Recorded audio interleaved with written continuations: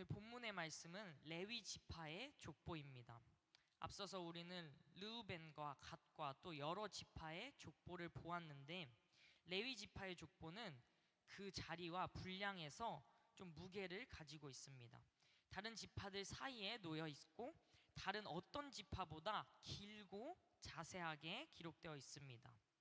그 긴 이름의 행렬이 우리에게 무엇을 말하려고 하는지 오늘 본문을 따라가면서 함께 말씀을 나누고자 합니다.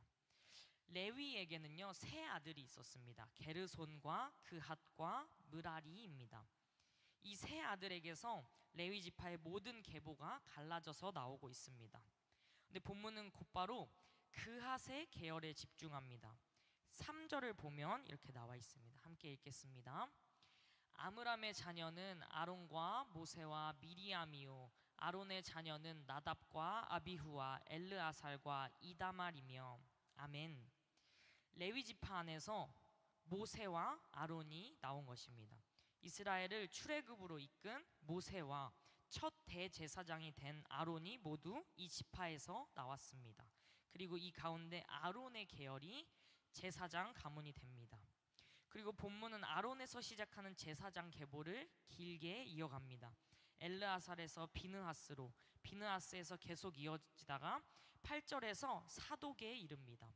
사독은요 다윗과 솔로몬 시대의 대제사장이었습니다. 그리고 10절의 아사랴는 솔로몬이 예루살렘에 세운 성전에서 제사장의 직분을 행한 사람이라고 말하고 있습니다. 그렇게 또 쭉 이어지다가 이 제사장 계보 또한 이스라엘의 마지막과 동일하게 끝나게 됩니다. 15절을 보면 제사장 계보의 마지막 인물 여호사닥이 바벨론 포로로 끌려갔다는 것으로 기록되어 있습니다. 성전에서 하나님을 섬기던 제사장도 똑같이 백성들과 함께 포로가 되었습니다. 제사장 가문이라는 어떤 신분이, 그 직분이 하나님의 심판을 막아줄 수는 없었습니다. 그 백성 전체가 하나님을 떠났을 때 그 제사장들, 제사장의 후손도 함께 끌려갔습니다. 우리가 가지고 있는 직분이나 우리가 맡은 일이 우리를 하나님의 어떤 심판으로부터 지켜주지 못한다는 것입니다. 직분이 거룩하다고 해서 우리가 반드시 거룩해지는 것은 아닙니다. 우리가 거룩한 일, 어떤 일을 한다고 해서 우리가 거룩하다는 것은 아닙니다.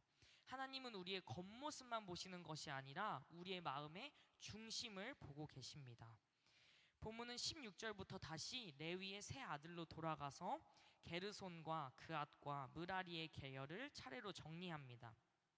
그 가운데 우리가 많은 이름이 있는데 우리가 알고 있는 이름이 하나 등장합니다. 28절을 함께 읽도록 하겠습니다. 사무엘의 아들들은 맏아들 요엘이요, 다음은 아비아라. 아멘. 사무엘도 레위 지파 사람이었습니다.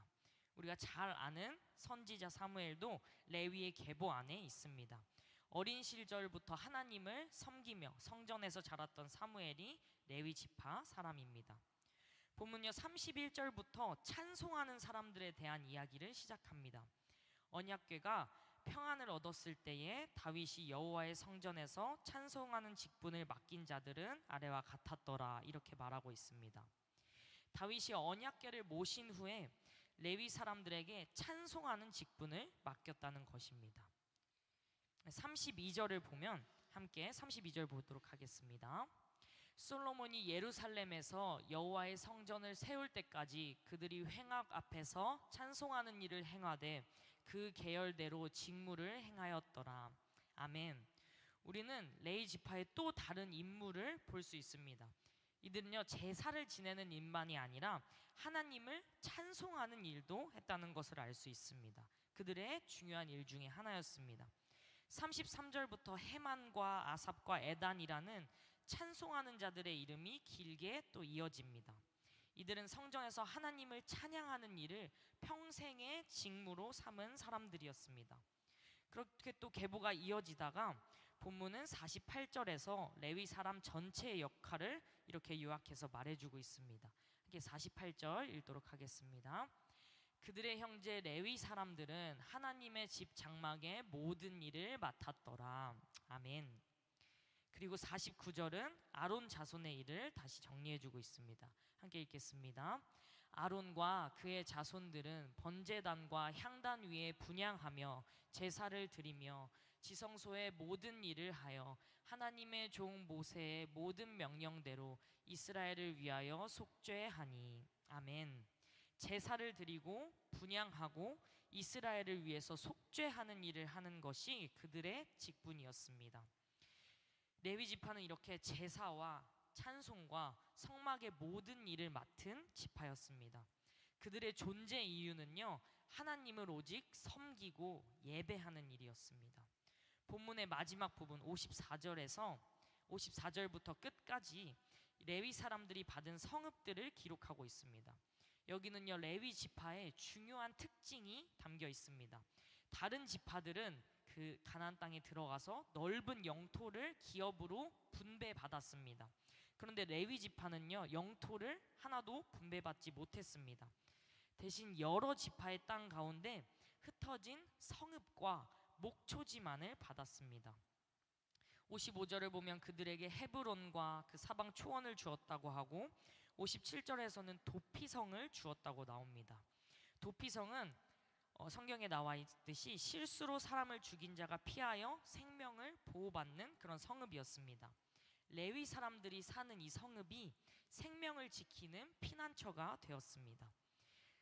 이렇게 그들은 이스라엘의 온 땅에 흩어져 살게 되었습니다. 레위 지파는 왜 영토를 받지 못했을까요?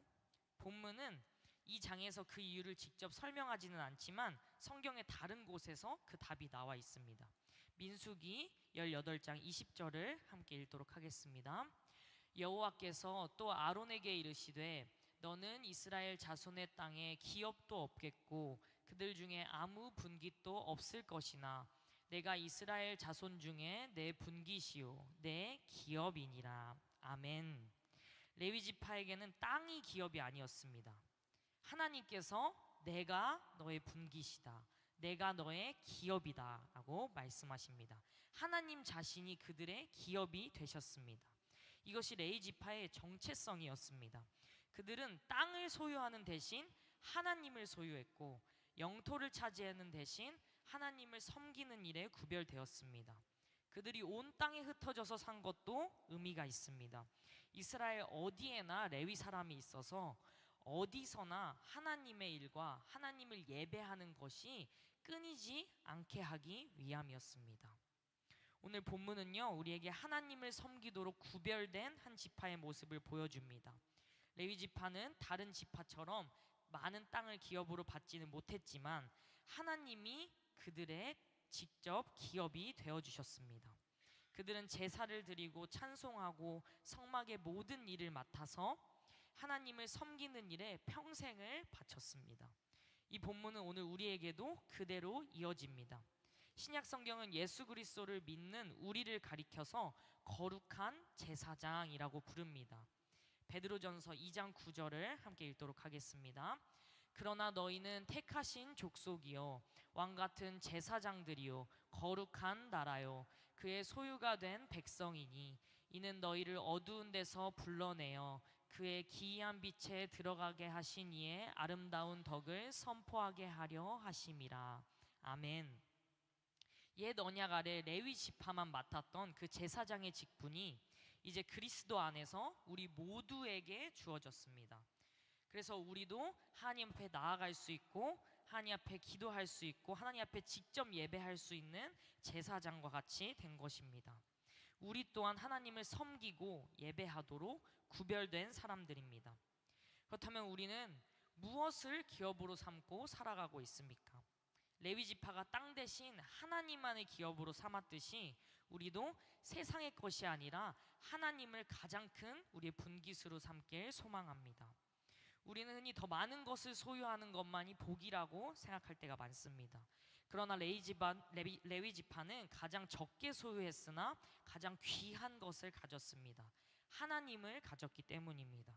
또한 우리는 제사장의 신분이 우리를 자동으로 거룩하게 하지 않는다는 것을 기억해야 합니다. 아까 본문에서 봤듯이 제사장의 후손 여호사닥도 결국 포로로 끌려가며 하나님의 심판을 피할 수 없었습니다. 직분을 가졌다는 것과 그 직분에 합당하게 살아간다는 것은 다른 문제입니다. 우리가 그리스도 안에서 제사장으로서 하나님 앞에 예배자로서 거룩하게 구별되었으면 그 부르심을 따라 합당하게 살아가야 하는 것입니다. 그 부르심을 따라 하나님을 합당하게 섬겨야 하는 것입니다. 하나님을 섬기는 것이 하나님을 섬기는 그 마음의 중심을 하나님이 보고 계십니다. 레위 사람들이 온 땅에 흩어져서 어디서나 하나님의 일이 끊어지지 않게 했던 것처럼 우리도 우리가 선 자리에서 하나님을 예배하고 그분을 섬기도록 부름받았습니다. 우리가 일하는 자리, 우리가 살아가는 자리, 우리가 누군가를 만나는 자리, 우리의 가정, 우리가 있는 모든 곳이 우리에게 맡겨진 성읍이라는 것을 믿습니다. 그곳에서 하나님을 향한 예배와 섬김이 끊어지지 않도록 하는 것이 우리에게 주어진 사명인 것입니다. 땅의 것을 기업으로 삼지 않고 하나님만을 우리의 기업으로 삼길 소망합니다. 또 어디에 있든 하나님 한 분만을 예배하며 섬기며 하나님을 예배하는 일에 구별된 자로서 합당하게 살아가는 저와 여러분 되기를 주님의 이름으로 간절히 축복합니다.